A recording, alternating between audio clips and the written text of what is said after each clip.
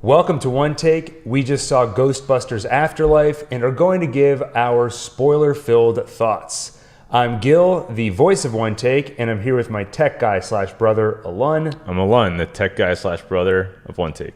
Nice. The brother of OneTake. I like it. Well, one of them. That's right. That's right. How many brothers do I have? I'm not going to reveal that. We're going to keep that secret for now. So like I said, this will be a spoiler-filled review. But I think I can briefly summarize our thoughts in a spoiler-free manner before we jump into it. I basically say it's a kids movie, and your mileage for the movie will depend on how much you enjoy the humor of it. So here are a couple of jokes from the movie. One, there's a kid who's 12 years old named Podcast. He's named that because he loves to make podcasts, and he walks around the whole movie with a microphone. There's also Paul Rudd at one point has a flower tucked behind his ear. Yeah. I would say if you found either of those funny, which there was one gentleman in our theater who found them very funny. If you find those funny, you'll love this movie. Yeah, I thought this gave the original a run for its money. I was actually blown away. It was way better than I expected. I was expecting great things, and it surpassed even that. This was even better than Shang-Chi. Yeah. So you'll see the tone of this review. I mean, we didn't like the movie, either of us. And we'll say a few good things about it, but overall, neither of us. I have a couple things written down. I have a couple too. Okay, good. So I'll just say, choose whether or not you want to listen. Like if you love the movie and just don't want to hear us talk about how much we didn't like it, I'd say, shut this off. And I don't want to upset you. But let's start with what are a couple of good things about the movie. Alon, go ahead. Okay. I liked the metal-eating ghost. Chomper, played by Josh Gad. Muncher, I thought. Oh, Muncher, that's right. And Which, wait, pause on that for a second, but why does Josh Gad need to play Muncher? Like, why did an actor need to play... I mean, he did make a bunch of sounds. That's true. Kind of squeaked a little bit. Yeah. But I guess they were just using Josh Gad's star power. Yeah. For that character. Okay, go ahead. And, another good thing. I liked the mini marshmallow men. They were funny. Mini Stay Puft Marshmallow people. Hey, there were 2 or 3 parts where we laughed. That was one part. All right, here, I'll add a couple of things. I'll tell you if I agree. When the movie first started, I was actually pretty impressed by the family dynamic between Egon's daughter and then Egon's grandkids. And actually, for the first 10 minutes of the movie, I was thinking to myself, this is solid. Mm-hmm. This could definitely... I had kind of low expectations going in just based on... I hadn't read any reviews, but I'd seen the headlines. I saw the Rotten Tomatoes score. And at first, I thought they're actually doing a solid job. The family felt real to me. And they were a little quirky, but they all felt like a family unit with unique personalities. Yeah. And I thought McKenna Grace, Egon's granddaughter in the movie, she did a great job with what she was given. Yeah, I was worried that they were going to take her personality too far. And to be honest, at some points they did. There were a few parts. But overall, I think they kept her more grounded than I expected. Mm-hmm. Where she was self-aware mostly, where she actually turned out to be more normal than they made me think that she was going to be. Right. And there was, so like you said, anytime you do a really quirky character, mm-hmm. you risk it, especially with children in a movie, you risk it not feeling like a character and feeling more like you can hear the writer. You're not hearing a real character. I can think of one character that felt like that the entire movie. Who? Podcast. Yeah, exactly. That was really when the movie started to go downhill for me, is when he showed up and I was like, so it's this kind of movie. I got it. Yeah, he felt like a character straight out of Mighty Ducks to me. Yeah, I remember you said that to me, yeah. Which actually I'm not totally sure what you mean by that. It's hard to explain. I guess because Mighty Ducks is a kids movie where the kids' character personalities are exaggerated. Mm-hmm. And I don't know, I could picture him in that movie, and I feel like in that movie he probably wouldn't bother me. Right. But in this movie he does, because no one else his personalities are exaggerated to that level. Right.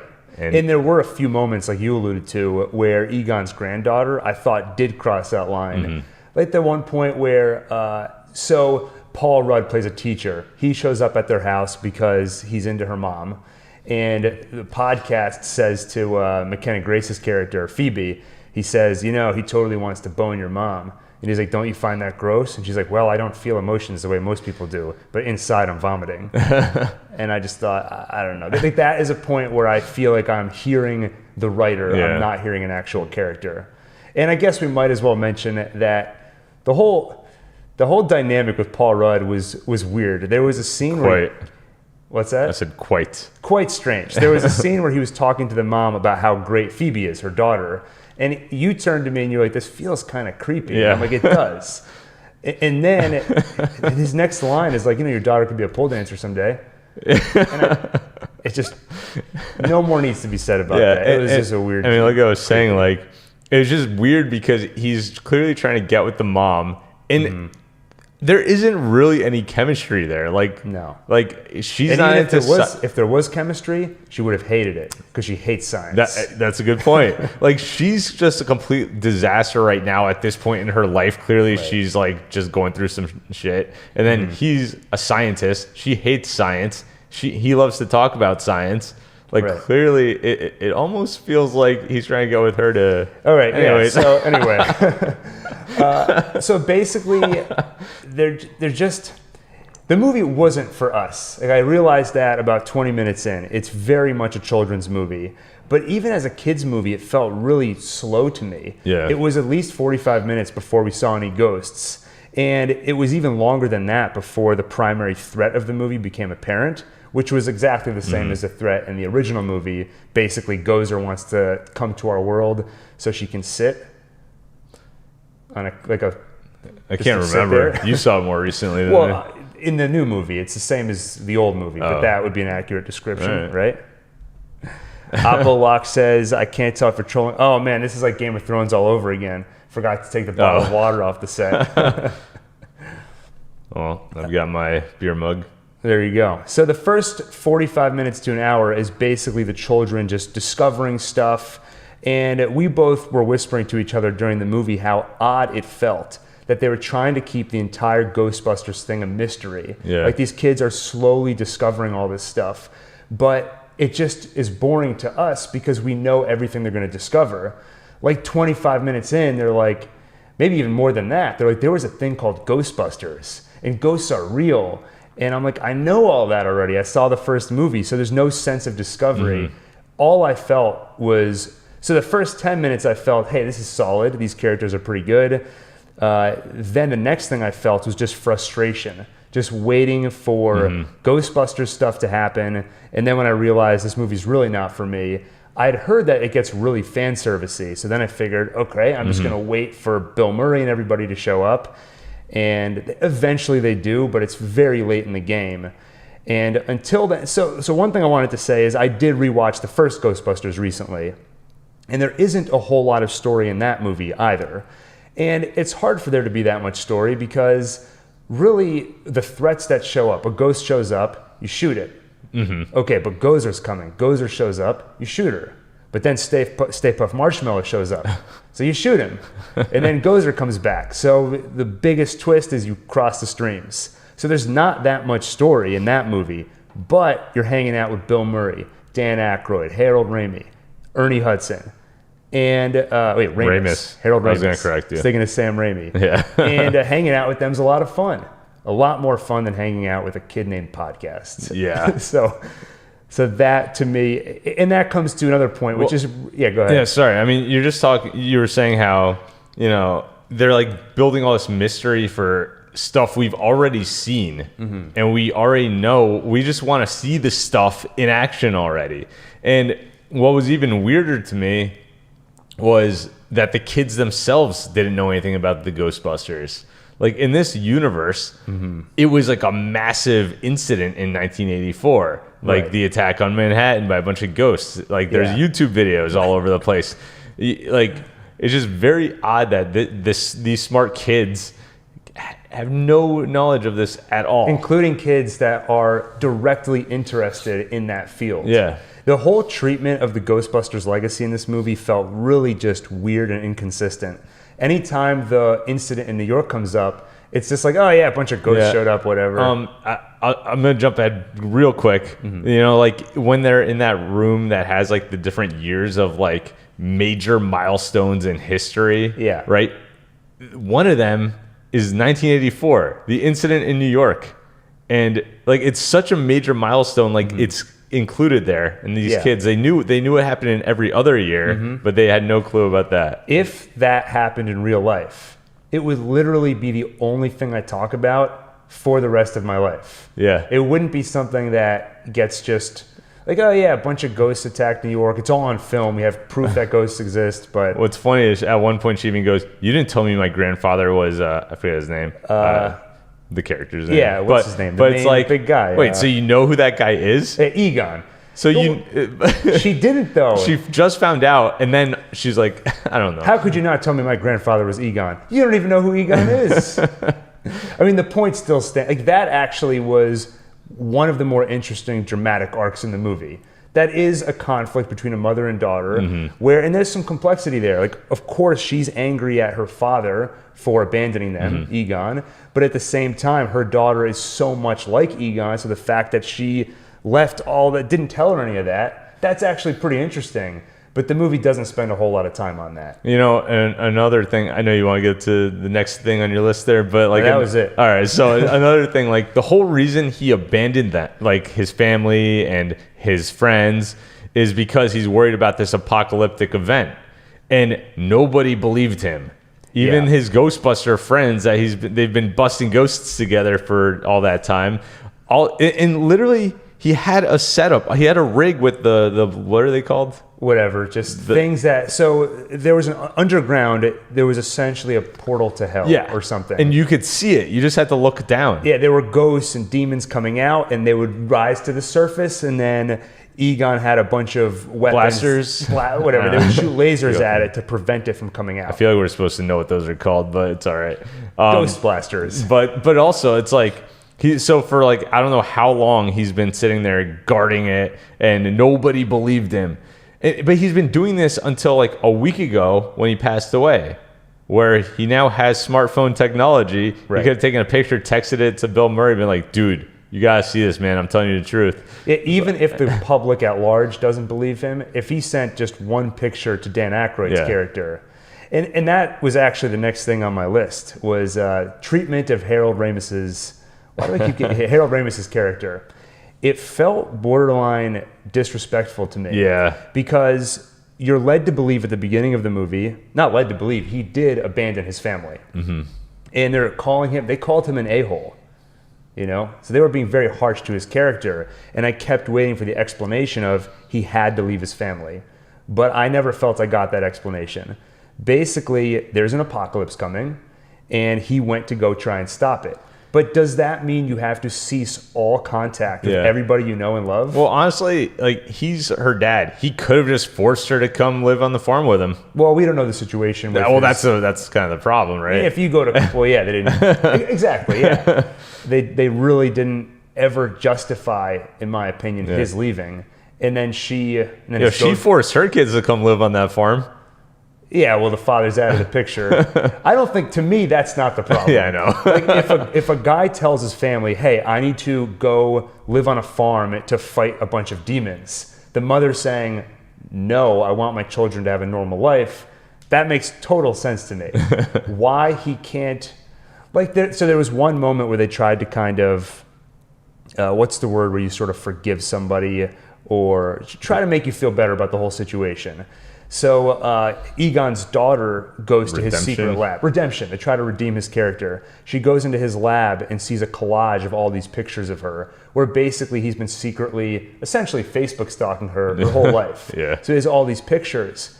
And I'm like, why couldn't he reach out? He has to be on the farm 24/7. And even if so, why can't he FaceTime? They never redeemed that aspect of his character. And I left the movie feeling like he's a jerk, and I don't want to feel that because the actor who plays him and helped to create him, who is a writer on the movie too, passed away.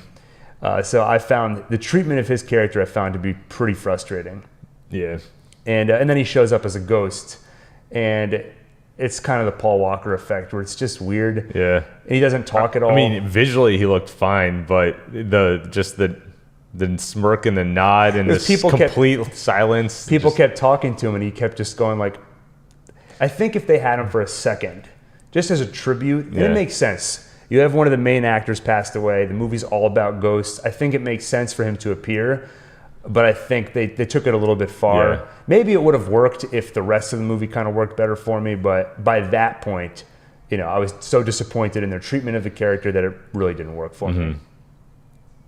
So people mentioned a lot of fan service in this movie, and I feel like the fan service for the most part was just the recognizable props. Like you see the main thing is the car. Eventually, the original cast shows up very briefly. Randomly. Yeah, randomly at the end. Oh yeah, so going back, by the way, I feel like we didn't finish. Basically, when Harold Ramis's character, when Egon leaves to go fight, this threat that's coming, none of the other Ghostbusters believed him, including Dan Aykroyd, and that was probably the thing I found to be most unbelievable about the movie. Based off of everything they went through in the first two movies, or even just the first movie, I just find that I don't buy it at all. Yeah. I don't buy that Dan Aykroyd wouldn't believe him. It kind of felt in line with the overall treatment of the Ghostbusters legacy in this movie, where sort of nobody remembers it, or if they do, somehow they just write it off. I thought maybe they were going to explain it with mysticism, like after the incident in New York, somehow Gozer caused it, so the world went back to their normal skepticism, kind of like a Doctor Strange level event, Yeah. Speaking of Doctor Strange, the whole reason the storyline happened in this movie reminds me a lot of the Spider-Man trailer. Right. Where it just seems like, the main characters did something stupid and let out a beast. Yeah, though it wasn't totally clear to me how much. So basically what you're referring to is that they find the ghost trap, and Paul Rudd tries to open it, and he does, and then a ghost flies out of it. I'm not sure. I mean, it seemed like maybe that was a triggering event in what happened, but it seemed like Gozer was going to come back anyway somehow. But it did give me Spider-Man trailer vibes, where, again, it seems like the main thread of the movie is born out of the main character just kind of stumbling and bumbling and just doing really... Like Walking Dead. Yes, just doing very irresponsible things. What did you think about the moment where Egon's granddaughter is in prison and she gets one phone call? So she calls the Ghostbusters number, which you would think is probably not in service. But wait, before she does that, she says, "Don't I get one phone call?" Yeah. And the cop goes, "Yeah. Who are you going to call?" Yeah. That's kind of the level of fan service you get in the movie. Yeah, I mean, well, until they show up at the end. Like, I could picture that in a universe where the Ghostbusters are real and people are thinking about them all the time. So the cop probably knew about it. Well, if he knew that she was going to call the Ghostbusters, I could see that line kind of working. Well, I mean, he knew she was riding around in the Ghostbusters car. Did he? I don't know. Well, yeah, he knew that they were riding around shooting crap all over town. Okay. By the way, speaking of which, they caused more damage in this movie than any of the ghosts. Right. The one ghost they were chasing pretty much was Muncher. And the only reason he caused any damage was because they were chasing him. The only reason he broke that fire hydrant open was because they were chasing him. Well, no, I got to correct you, because you do hear on the police radio that he took a bite out of a car. He was wreaking havoc. We can't have trouble. We didn't see that. We didn't see it. The only time we saw him wreaking havoc was inside like an abandoned warehouse or something. Yeah, it did seem and then they just started going after him when he was minding his own business. Right. Yeah. Kind of felt bad for him. Me too. Yeah. He felt like a cornered animal. Yeah. Like he's just running around. He just wants to eat metal. I guess he eats metal and then he spits it out like bullets. But that was kind of the one ghost that they were chasing, Josh Gad. Yeah, I just assumed that was gonna be Slimer when I saw the trailer. I wasn't really. I thought maybe it was like an older, like he's aged. Right. I guess. Yeah, I thought it was. I'm surprised there was no Slimer. Yeah. I don't know, but do you remember what happened with him, like in the original? Like, no, because I don't know if he returned. I think they just catch him, and I don't know if he returns in Ghostbusters 2. Because I didn't finish that movie yet. Yeah, and I probably won't now. I'm surprised, like in the movie, like first of all, the Ghostbusters should be a bigger deal in the movie because they know they're real. There's evidence. I thought maybe we'd see like a bunch of like meta stuff, like a bunch of toys and ecto cooler and stuff like that. I'm actually kind of surprised. Like that would make more sense to me than all the like main characters just having no clue who they are. Right. The movie felt like on that topic. The movie felt very visually bland. Yeah. Which again... Farms, man. Farms. I know you do not like farms. I figured you must have got excited at the end when you see New York City for like 12 seconds. They didn't even do anything. Like, it was literally just an establishing shot for like the inside of a building. Yeah, it was like weird. I thought they were going to show something like happening in the city. I mean, what you see is the Ghostbusters mobile. Yeah. Returning. Yeah. That was basic. And then you hear the Ghostbusters theme for the first time. Yeah, I was hoping to see some like ghosts like have escaped in New York, and not that I would care too much about a sequel, but like a setup for a sequel, that scene may have potentially been more entertaining than the rest of the movie. Yeah. Well, one more thing I wanted to say, kind of a general comment, not just about Ghostbusters, but I kind of hate the trope of we have a movie and then there is no movie for 20 to 30 years, and they kind of want to treat that as real in the movie, where like you haven't seen the characters in 20 years and they've been basically up to nothing for 20 years. Now that's not entirely accurate in this movie. Like Ernie Hudson's character started a successful business, but of course it has to be that the band broke up, they don't really talk anymore, they hate one of them. They did the same thing in Star Wars where Han Solo's miserable, you know, he's estranged from Leia, Luke's gone missing. Even in, like, I love Creed, but Rocky is completely alone and miserable. Yeah. Like, do they have to do that every time they bring back somebody we love? Like, I'm sure Indiana Jones, we're going to find him, he's like a meth addict now or something when he come back. Yeah. I mean, the other thing with movies like this and Star Wars, like, to me, you're using the main the name of the movie. It's Ghostbusters Afterlife. To me, it's that sounds like a sequel to me. I don't know, maybe Afterlife. And they should change the name if it's going to be a spinoff, you know? Right. But like, it's Ghostbusters. Make it about the main characters, or make a completely separate spinoff. That's it. I just don't like. It's like Star Wars. I wanted to see Luke and Leia and Han and Chewbacca and everyone in the sequels, and it wasn't about them. Yeah, I'm a little bit forgiving when it's been this long, and especially when one of the main actors has passed away. I'm forgiving of it, but to your point, it is not of the same tone as the original Ghostbusters at all. It doesn't feel like another Ghostbusters movie, which even that that could be a great movie still.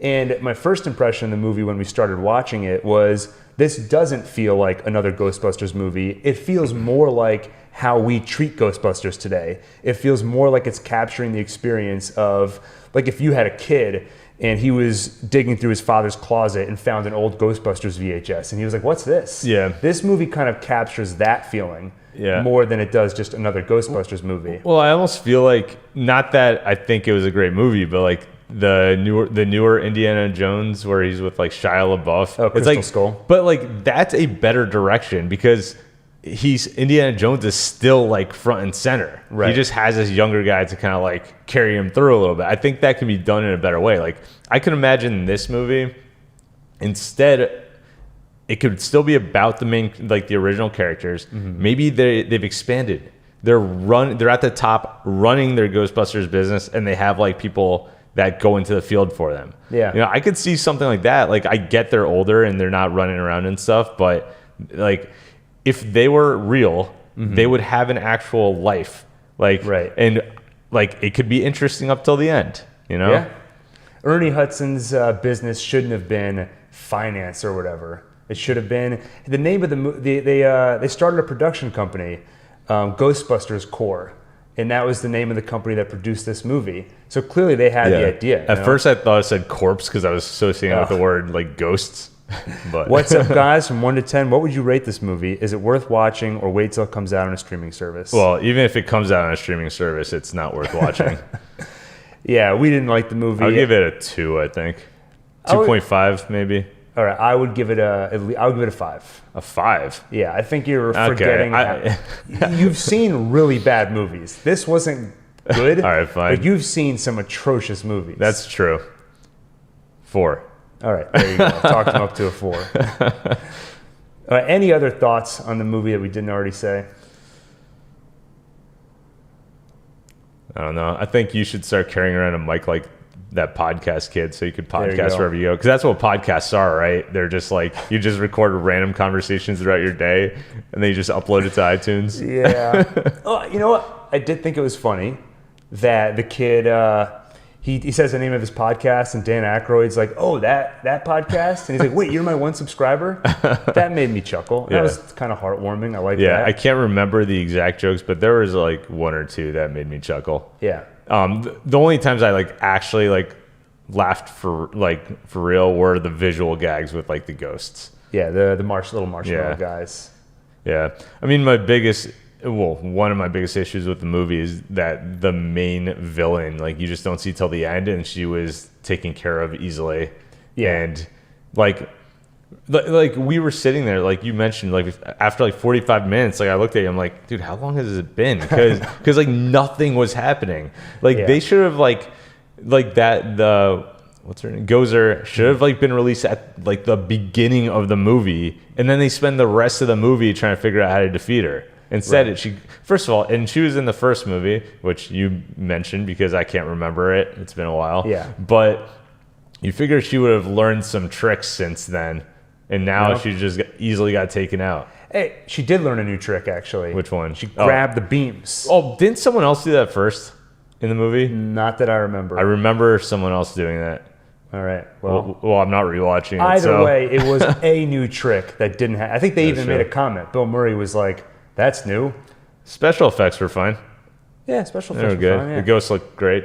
We barely saw any ghosts. Yeah, the ghost looked great. There was like that one like with the eyeball that we saw for like a split second. Yeah. Oh, I did like that they brought back, I don't know if you remember this, it was only there for about 5 seconds. There's one that looks like a skeleton, like a creep.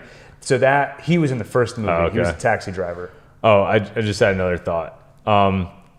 A negative thought. Oh, good. Just the whole movie was like so, like the town is so empty that it's like, who even cares? Like nobody was affected besides the few main characters. Like we don't see any havoc being wreaked. There's no one in danger. Like who are we worried about here? That was kind of like what I was saying earlier. Now, I know they give some lip service to Gozer wants to come back and destroy the world or something, but all we ever see her do is sit. Well, but then when she like does her thing and like we have that massive tornado thing or whatever, whirlwind, I don't know what it is.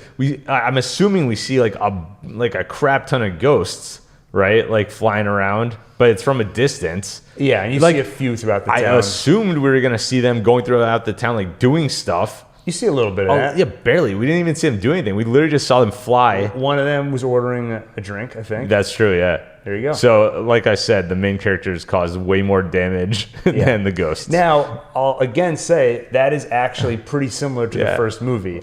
But once again, the caveat is that the movie didn't need a lot of story because you're hanging out with a great cast. The movie is about the characters. Right. And in this movie, the problem is the characters are characters that I think we don't enjoy. Mm-hmm. And I think mostly children would enjoy them. But even that I'm not sure of because, like I said, the movie, it's pretty bland. I think as a kid, I would have been bored. Yeah. I would have been, well, if it's for kids, but the other thing is, if it's a kid's movie, you probably want to give them all the action like from the start. Yeah. And instead they're trying to build it up for like way too long. Yeah. So there you go. That was one thing I was thinking is generally on OneTake, my policy's been I'm only going to talk about stuff I love and I'm passionate about. And that's one issue with this format of saying we're going to review a movie and then seeing it. And then it's like, well, I mean, I feel like even though we didn't like the movie, it's kind of fun to talk about it in this format. Like, I'd feel bad for you if you had to go like sit down for like 5 hours, rewatch the movie, watch it again on 2x speed, and then like write up like a whole script. Like, I feel like it's kind of worth it. This is still this fun. Anytime I say something negative, tons of dislikes. But YouTube doesn't show dislikes anymore, so. Go ahead. Well, yeah, but you still see them. Adam said the same thing. Go ahead. Give me the dislikes. They're going to go into oblivion. No one's going to see them. There you go. On that note. No, this was fun to talk about. And it was a good excuse for me to go back and watch the old Ghostbusters again, which was fun. I really enjoyed that movie. And I've watched the first 20 minutes of Ghostbusters 2. People say that movie's terrible. I'm not hating it. I'm enjoying it. Must have been better than this. Christopher says, Defo average, the game floors it from 09. There you go. What does that mean? I don't know. All right. I thought maybe that was like some new lingo, and I know you're more up with the. No, I'm not. the lingo. Yeah, I don't even know what I'm talking about. Clearly, Bet. What's that? Bet. I know that one. Yeah, and I know instead of LOL, people just say dead. Dead. Which I like that because I'm into spooky stuff, like Ghostbusters. Not this one. Not this one. Okay. All right. With that, I think we can start to wrap up. Thank you for watching. If you enjoyed this video, please like, subscribe, and hit the bell icon so you get notified the next time we go live. This also gets posted as a podcast, so you can check the link in the description. You can, I was gutted you guys thought it was rushed. I didn't think it was rushed. Not at all. No, the opposite. Yeah. If anything. Too slow. All right. The game, the game floors it. He's saying floors it, as in it goes too fast. But what is he? All right, whatever. Wait, I think he's saying it's average. Average movie. Yeah. Oh, the game. Maybe he's talking about the Ghostbusters video game.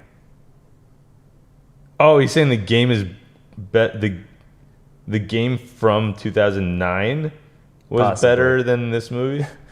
All right, we're going to screenshot this. Well, we got to wait a little bit to see if he explains. Yeah, all right, let's just all wait here together. Well, here, I'll keep saying what I was saying. Well, you could also Google. You got a laptop right there. But I'm right in the middle of something right now. Oh, hey.